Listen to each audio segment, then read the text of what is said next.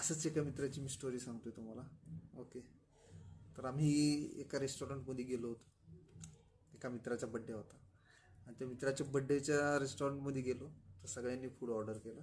Okay. तो food order केला, सगळ्यांनी खाल्लं, हे केलं ते केलं.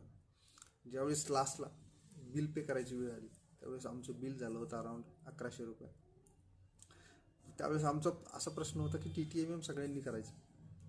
त्यावेळेस आमचा मित्र आमच्या कॉर्नरला येऊन आम्हाला बोलतोय, भाऊ ऐक ना, माझे इधर ना 50 रुपये. म्हणजे का रे बाई म्हणलं. तुम्हाला म्हणतो माझं ना, मी फक्त टिश्यू पेपर वापरले त्याचे माझे 50 रुपये. असा हा आमचा मित्र.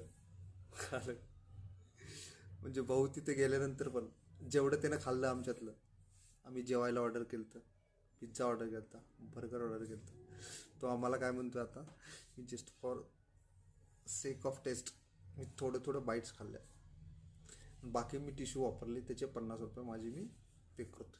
ओके. आणि हाच मित्र ज्यावेळेस दुसऱ्यांच्या पार्टीला जायचं असतं तेव्हा बफेटसाठी तो पुढे असतो आणि आम्हाला काय म्हणतो त्यावेळेस पण काय म्हणतो, भाऊ मी फक्त टेस्ट घेतो आणि तुम्हाला सांगतो कोणते पदार्थ खतरनाक आहे. ओके. इन डिटेलवाली स्टोरी मी नेक्स्ट व्हिडिओमध्ये घेऊन येईल. जर तुम्हालाही अशा प्रकारची स्टोरी ऐकायची असेल तर please mention in comment. Please like, share and subscribe.